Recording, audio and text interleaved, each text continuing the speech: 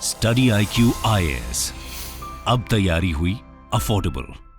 पश्चिमी देश महंगाई और महंगाई के कारण हुई मंदी का सामना कर रहे हैं, लेकिन भारत आर्थिक तौर पर पूरी दुनिया में इस वक्त कहां खड़ा है, यह हम अपने नजरिए से नहीं पर पश्चिमी पत्रकारों के नजरिए से देखेंगे। Ladies and gentleman, boys and girls, मैं हूं आपका दोस्त, host, educator, mentor Sanghi sir, और आप सभी का स्वागत करता हूं स्टडी IQ IAS पर। जैसा आप देख सकते हैं कि पश्चिमी देश जो है वो रिसेशन यानी मंदी से होते हुए गुजर रहे हैं, पर भारत कहां है? Where is India? भारतीय अर्थव्यवस्था जो है वो एक ऐसी ऊपरी ट्रैजेक्टरी पे चल रही है। It is surging and thanks to what, किस वजह से ये इस ट्रैजेक्टरी पे चल रही है, ये जानेंगे आज के इस वीडियो में। आप सब्सक्राइब करें, जुड़े मेरे साथ इन सोशल मीडिया हैंडल्स पे, सिंपली आयुष सांघी टाइप करें। आप हर प्लेटफॉर्म पर मुझसे जुड़ सकते हैं और यहां से ये PDFs डाउनलोड कर सकते हैं। ये जो पूरा का पूरा स्टेटमेंट है ये दिया गया है एक अमेरिकन जर्नलिस्ट, एक US के पत्रकार द्वारा, जिनका नाम है फरीद ज़कारिया। कुछ ऐसे दिखते हैं, वरिष्ठ पत्रकार हैं, जिनका क्या कहना है दैट जब ये भारत आए थे कि वो भारत में जिस तरह के रेवोल्यूशंस हुए हैं उससे काफी प्रभावित है, बहुत ज्यादा इंप्रेस्ड है। और इन रेवोल्यूशंस के चलते इनका क्या कहना है कि यूरोपियन देश, अमेरिकन देश, US, नॉर्थ अमेरिकन देश, यूरोपियन देश जो है वो महंगाई और स्लो डाउन से होते हुए गुजर रहे हैं। They are going through a possible recession. वहीं भारत जो है वो आज की डेट में फ्यूचर के बारे में सोच रहा है। India is thinking about the future. तो व्हाट हैज बीन स्टेटेड, क्या चीज बोली गई है कि भारत जो है आज की डेट में पूरी दुनिया में सबसे ज्यादा पॉपुलेशन, सबसे ज्यादा जनसंख्यक देश है, and it is projected to be the fastest growing economy again. यह खिताब भारत के पास रहा है पिछले 15 में से तकरीबन 8 या 9 सालों में। अब वापस यह चीज आ गई है कि India is growing at the fastest rate, more than 7% growth rate, and it is a large economy as well. Bharat दुनिया की 5वीं सबसे बड़ी अर्थव्यवस्था है at 5.9% this year। यह चीज कहनी है तो जैसा हमारे प्रधानमंत्री हमेशा कहते हैं, और यह चीज मानने वाली बात भी है क्योंकि आंकड़े दिखाते हैं कि भारत का जो वक्त है वो आ गया है, India's time has arrived. Farid Zacharia साहब ने क्या विश्लेषण किया, क्या एनालिसिस करा और उसका क्या कंक्लूजन निकाला कि भारत जो है वो फ्यूचर के बारे में आज की डेट में क्यों सोच पा रहा है, भारत जो है वो स्लो डाउन की वजह से इतना कम अफेक्टेड क्यों है। देखिए भाई, बड़ी क्लियर बात है कि आप अफेक्ट तो होगे क्योंकि पूरी हर देश जो है वो इंटरलिंक्ड है। ग्लोबलाइजेशन की वजह से कोई भी देश साइलोस में या एकदम जो है वो कुकून में ऑपरेट नहीं करता। आप एक्सपोर्ट्स इंपोर्ट्स की वजह से, क्रॉस बॉर्डर इन्वेस्टमेंट्स की वजह से, डायस्पोरा की वजह से हर दूसरे देश से लिंक्ड होते ही होते हो, तो आपके ऊपर भी इंपैक्ट होता है। बट उस इंपैक्ट से भारत सबसे कम अफेक्टेड है बिकॉज ऑफ 3 रेवोल्यूशंस आपके समक्ष जो प्रस्तुत है। पहला है आधार। आधार की इंपॉर्टेंस कितनी है इसकी शायद हम क्षमता, इंपॉर्टेंस, जरूरत और नीड ये शायद अभी तक समझ नहीं पाए हैं, लेकिन ये सबसे बड़ा रेवोल्यूशन है हमारे स्वतंत्र भारत में। उसके बाद है जियो रेवोल्यूशन, क्योंकि इसने मोबाइल फोन कनेक्शन और उसके साथ साथ इंटरनेट कनेक्शन पूरे देश में फैलाया है। एंड ऑब्वियसली इंफ्रास्ट्रक्चर, मैं हमेशा कहता हूं infrastructural development is the biggest boon for any country. तो आधार कार्ड किस तरीके से एक रेवोल्यूशन है और वो कैसे असिस्ट करता है, कैसे हेल्प करता है। आप सभी जानते हैं आधार एक 12 डिजिट का यूनिक आइडेंटिफिकेशन नंबर है जो कि UIDAI नामक संस्था के अंतर्गत बनाया जाता है हर इंसान के लिए जो कि भारत में रहता है। तो इस revolution was a government initiative called Aadhaar, जो कि 12 डिजिट ID नंबर है, वेरीफाइबल बाय फिंगरप्रिंट्स और एन आइरिस स्कैन। आइरिस मतलब आंखों का जो स्कैन होता है। इस तरीके से आपका आधार कार्ड दिखता है, आप सभी के पास होगा। यह चीज सिंपल और बड़ी नॉर्मल लगती है देखने में, पर ऐसा है नहीं। तो अगेन एक पश्चिमी वाइज आदमी ने, जो लिटरेचर के रह चुके स्टूडेंट थे या प्रोफेसर थे, नोबेल लॉरिएट थे, पॉल रोमर, इनका क्या कहना था, the most sophisticated ID programme in the world क्या है, वो आधार है। तकरीबन 99 फीसदी 99.99% of adult Indians have a digital ID. उनका डिजिटल आईडी ऑलरेडी बन चुका है, दैट कैन बी यूज्ड। अब ये किस काम आता है? वो डिजिटल आईडी आपका हमारा आइडेंटिफिकेशन नंबर तो है, आइडेंटिफिकेशन नंबर के साथ साथ उसको अब किस किस यूज के लिए लगाया गया है। चाहे भारत सरकार की स्कीमों के अंतर्गत पैसा ट्रांसफर करना हो, सब्सिडीज का पैसा ट्रांसफर करना हो जिसे डीबीटी कहा जाता है, चाहे मध्यम वर्ग एमएसएमई इंडस्ट्रीज को लोन्स लेने हो, आधार इनेबल्ड पेमेंट सिस्टम के जरिए आपको पेमेंट किसी और को ट्रांसफर करनी हो, सारी ही चीजें आधार के जरिए होती हैं। To verify instantly who they are set up a bank account within few minutes. आप कुछ ही मिनटों में बैंक अकाउंट सेटअप कर सकते हो, आपका आधार कार्ड होना चाहिए। तो जनधन योजना में पहली मदद क्या हुई? आधार, और आधार के जरिए Jan Dhan bank account. Bank account खुला, फिर आप जितनी भी सरकारी स्कीम्स हैं उन सबके आप ऑनलाइन डीबीटी बेनिफिशियरीज बने। टू ट्रांसफर गवर्नमेंट पेमेंट्स, जो सब्सिडीज की बात कर रहा हूं, to recipients directly to their bank accounts, and this is what is called transparency, जिसकी वजह से शोषण, एक्सप्लॉयटेशन और करप्शन दोनों चीजें कम हुई। सबसे गजब की बात यह है, जो कि पश्चिमी देश वेस्टर्न कंट्रीज में नहीं है, वो ये है कि आधार पूरी तरीके से मुफ्त है। आधार में जो एनरोलमेंट है वो बिल्कुल फ्री ऑफ कॉस्ट है कि आप जाइए, अपना आइरिस स्कैन कराइए, अपना फिंगरप्रिंट स्कैन कराइए, डिटेल्स दीजिए, आपका आधार बन जाता है। It is open to all and free. Western countries में नहीं है। It is the most distinctive feature is that it's publicly owned and operated. ये पब्लिकली ओन्ड है, ऑपरेटेड है, और इस चीज के आधार के जरिए आप अलग अलग चीजों में रजिस्टर अपने आप को करवाते हैं, उसके लिए कोई पैसा नहीं लगता। आधार का जो डेटा है वो मार्केट में बिकता नहीं है, वो पूरी तरीके से गवर्नमेंट के पास है।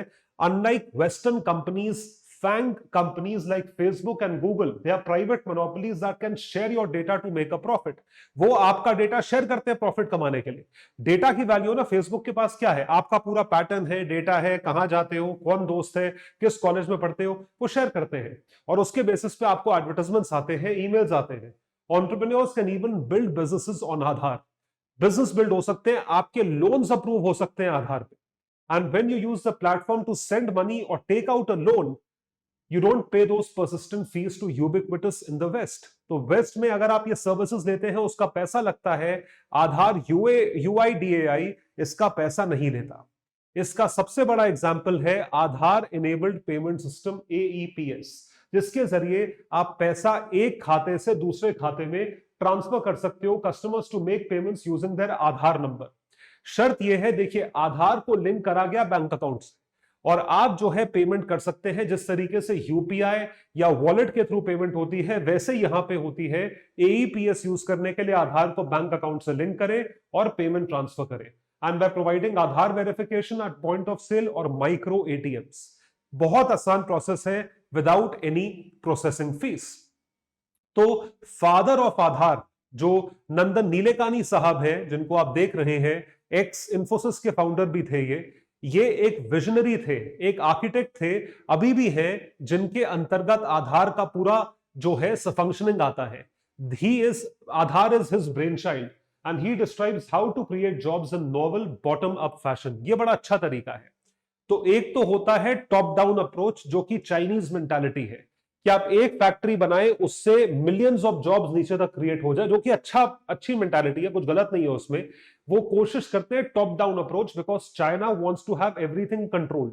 डिक्टेटरशिप है, वो तानाशाही है, वो कंट्रोल करना चाहते हैं। लेकिन यहां पर क्या किया गया है, नंदन नीलेकानी साहब ने इंडियन डेमोग्राफिक कॉन्स्ट्रक्ट, और क्योंकि एक इंडियन डेमोक्रेसी है, भारत एक डेमोक्रेसी है, उसको देखते हुए लोगों के ही हाथ में पावर दी और बॉटम अप अप्रोच को एस्टैब्लिश करा। बॉटम अप अप्रोच का मतलब यह है, आधार एनेबल्ड पेमेंट सिस्टम से MSME वर्ग जो है, या कोई भी इंडिविजुअल है, वो लोन्स को प्रोसेस कर सकता है बिना किसी फीस के, और अपना बिजनेस खुद ही स्टार्ट कर सकता है। एक छोटे वर्ग पे अगर कोई बिजनेस स्टार्ट करे, और मान लीजिए एक इंसान को, दूसरे इंसान को, या तीसरे इंसान को, या दो लोगों को नौकरी दे, तो that creates millions and hundreds of millions of jobs.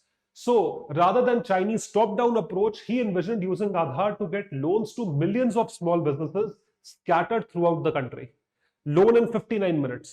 तो ये चीज है वाकई में थ्रू आउट द कंट्री, जिसकी वजह से यदि 10 मिलियन यानी कि 1 करोड़ छोटे धंधे, छोटे बिजनेसमैन अगर लोन के लिए अप्लाई करें, they can hire 2 more people, that's 20 million new jobs. तो 30 मिलियन नौकरियां हुई, मतलब 10 मिलियन तो बिजनेसमैन हुए और 2 मिलियन नौकरियां और क्रिएट हुई। ये सारी की सारी चीजें होती है आधार के जरिए, जो कि बहुत बड़ा रेवोल्यूशन है पूरी दुनिया में, कंसिडरिंग हम कितनी बड़ी जनसंख्या मैनेज कर रहे हैं। We are not managing a population of 10, 15, 20 crores. We are managing a population of close to 140 crores, which is what an achievement in India. ये पहला रेवोल्यूशन है। अब आते हैं दूसरे रेवोल्यूशन पे। दूसरा रेवोल्यूशन है जियो रेवोल्यूशन। अब ये प्राइवेट सेक्टर है, लेकिन रेवोल्यूशन तो रेवोल्यूशन है। मुकेश अंबानी साहब, मोटा भाई जिनको प्यार से कहा जाता है क्योंकि वो गुजराती है, उन्होंने तकरीबन $40 बिलियन का रिस्क लिया, 1.5 लाख करोड़ का रिस्क लिया। वो ऐसे मार्केट में, जो मार्केट एक बहुत डिफिकल्ट मार्केट है, टेलीकम्युनिकेशन मार्केट, जिसमें ऑलरेडी एस्टैब्लिश्ड प्लेयर्स हैं जो कि मोनोपोली जमा कर बैठे हैं। वहीं पर रिलायंस आया कि हम सबसे सस्ते में जो है वो डेटा पैकेजेस प्रोवाइड करेंगे और कॉल्स के भी पैसे नहीं लेंगे। So cheap phones and data packages through his telecom service Jio, he could get most Indians on the internet. Maximum भारतीय जो है वो इस पे आ सके, और यही चीज भारत के लिए काम करी है। It worked. तो भारत का जो मार्केट था, आप मानेंगे नहीं, इतनी बड़ी जनसंख्या होने के बावजूद भारत का सेल फोन मार्केट, मतलब मोबाइल फोन मार्केट, और internet enabled mobile phone market बहुत ही कम था पूरी दुनिया के कंपैरिजन में। Most Indians using smartphones as the computers, वो तो अब यूज करते देख रहे हो आप। मोर देन 700 मिलियन इंडियंस, यानी 70 करोड़ लोग नाउ यूज द इंटरनेट। इतने लोग इंटरनेट कैसे यूज कर पा रहे हैं? All thanks to one man, Mota Bhai. 2015 में भारत की रैंक 122वें नंबर पे आती थी, हम 122वें पोजीशन पे आते थे for per capita mobile data consumption. India and China now account for almost 50%, precise बोला जाए तो 48% मोबाइल फोन और इंटरनेट यूज का मार्केट है पूरी दुनिया में। 50% of the global mobile traffic compare to the 12% share 10 years ago। सिर्फ 12% शेयर था, और अब वो शेयर कितना हो गया है? That share has increase to almost 50%। इसके आंकड़े जो है वो मैं आपको यहां पे दिखाता हूं कि क्या चीज हो रही है।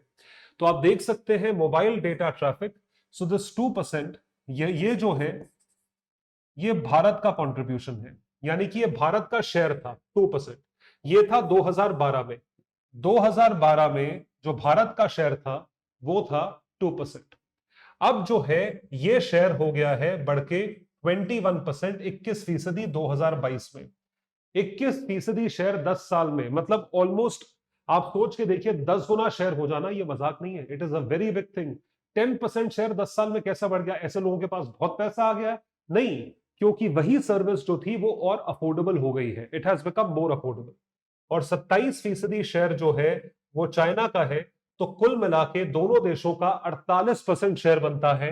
We are talking about 48% mobile phone traffic market, mobile phone market of the entire world, just with 2 countries. ये ऑब्वियस चीज नहीं है, क्योंकि दोनों कंट्रीज मोस्टली पॉपुलेटेड है। 10 साल पहले भी थी तो ऑटोमेटिक होगा। ऐसा नहीं था ना, 2% इंडिया के पास था और बाकी 10% चाइना के पास था। अब दो देशों के पास 50% ऑलमोस्ट है। India and China now almost half of the global mobile traffic. ये हमेशा नहीं होता, this doesn't happen every single point of time. ये दूसरा जो है रेवोल्यूशन है।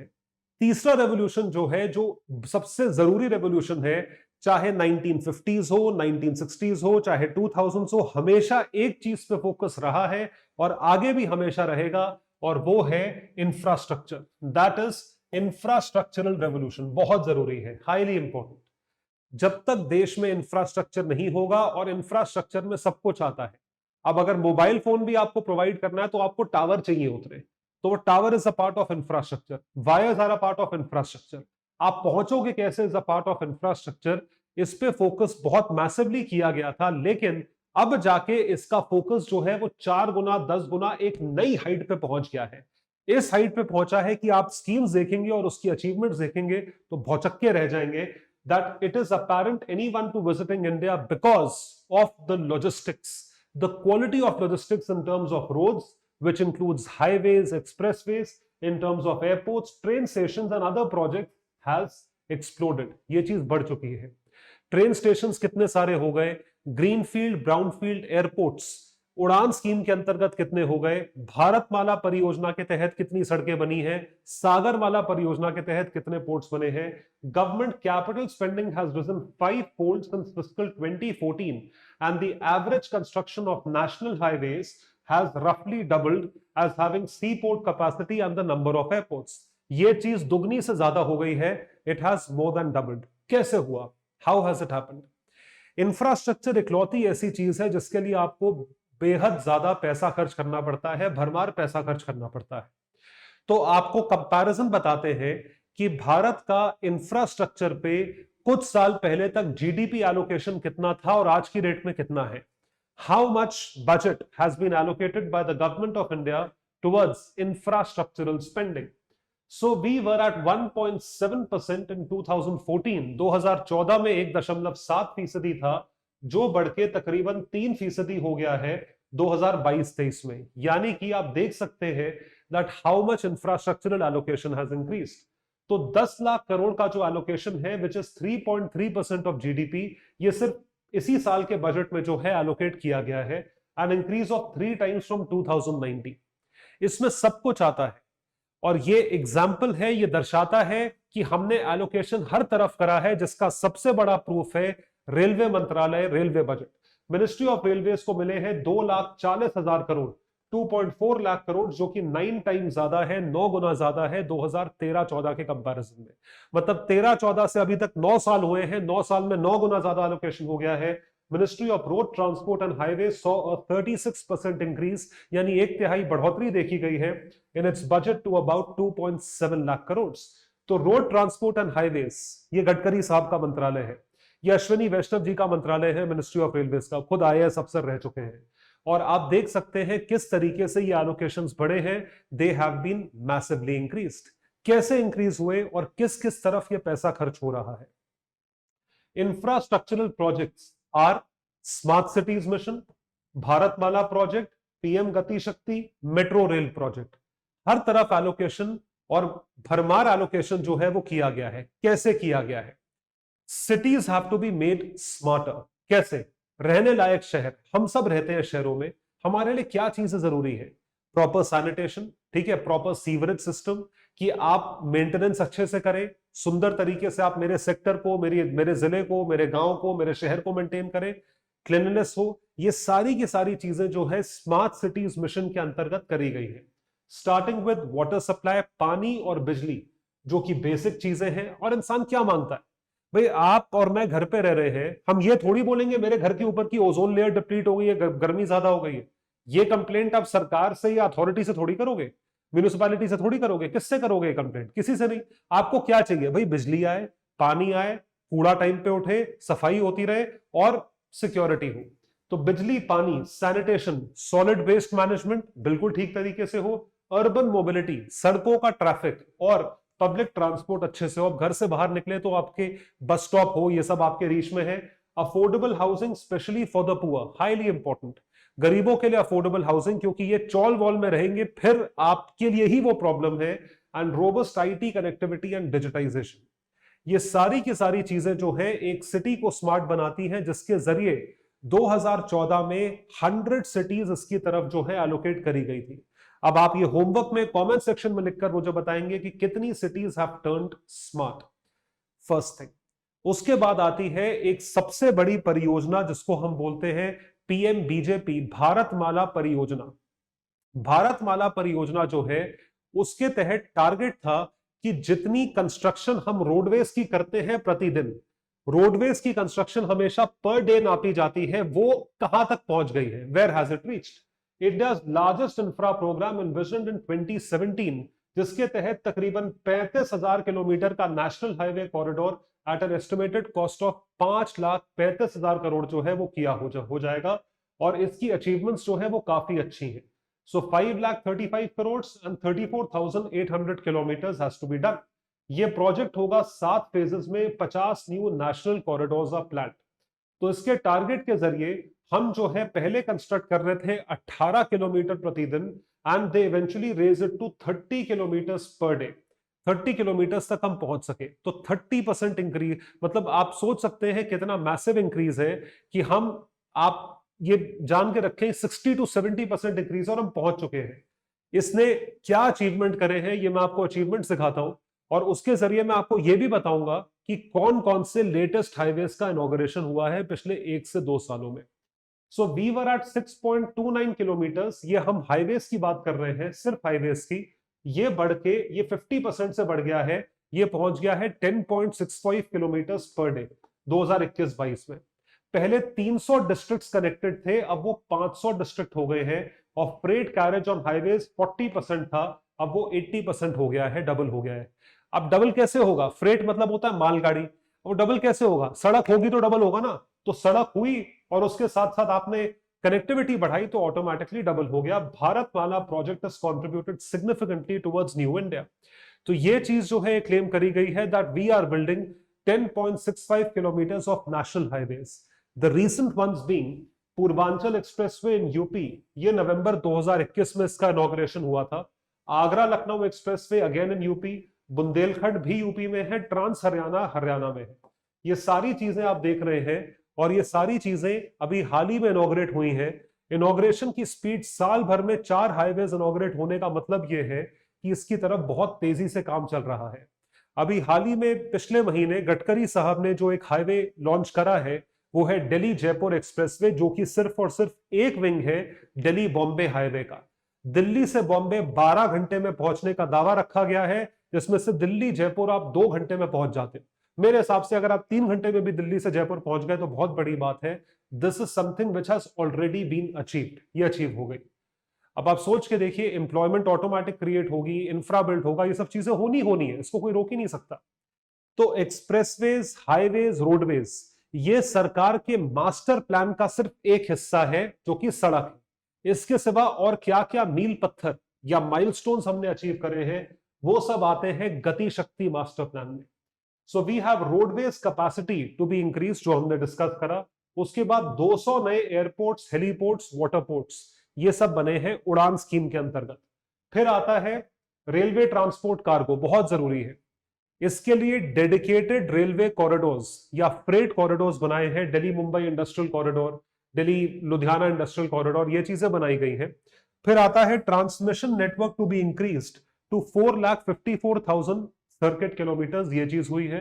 Renewable capacity to be increase to 225 gigawatt by financial year 25।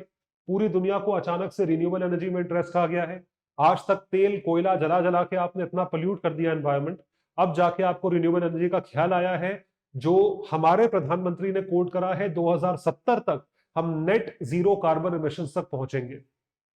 4G connectivity for villages bye financial year 22, around 20 new mega food parks. ये सारी चीजें गति शक्ति योजना के तहत आ रही हैं, जिसका एलोकेशन कुल मिला के 108 लाख करोड़ है अगले कुछ 6 से 8 सालों में। इतना मैसिव एलोकेशन जो है वो तभी होगा अगर आप विजन देखोगे कि आपको इंफ्रास्ट्रक्चर बिल्डिंग करना है। तो जकारिया साहब ने इन तीनों रेवोल्यूशंस की बात करी अपने आर्टिकल में, अपने वो न्यूज एंकर हैं तो अपने न्यूज डिबेट में, और उन्होंने अपना ओपिनियन इस चीज पे भी शेयर करा कि भारत कहां कहां लैग करा, या भारत ने क्या चीजें नहीं करी, या क्या चीजें बेटर करनी चाहिए थी। ये होता है कंस्ट्रक्टिव क्रिटिसिज्म, कि आप सिर्फ तारीफों के पुल बांध के नहीं आए, आपने सिर्फ क्रिटिसिज्म नहीं करा, आपने दोनों पहलू रखे, both sides of the point. So according to his opinion, these revolutions could truly transform India, but they can do so best by helping the country's greatest challenge, bringing in hundreds of millions of Indians who are still on the margins economically, socially and politically. तो ये margin वाले जो लोग हैं, ये गरीबी की रेखा यानी कि पॉवर्टी लाइन के आसपास या उससे नीचे रहते हैं। Majority of Indian population survives on $3.65 a day. $3.65 भी बहुत ज्यादा है।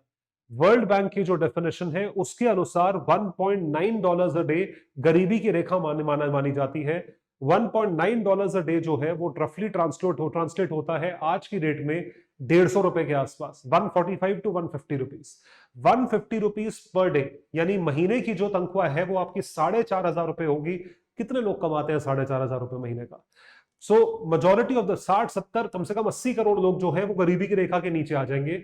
और यहां हम बात कर रहे हैं $3.65 एंड 45% ऑफ इंडियंस, ये वर्किंग पॉपुलेशन की बात हो रही है।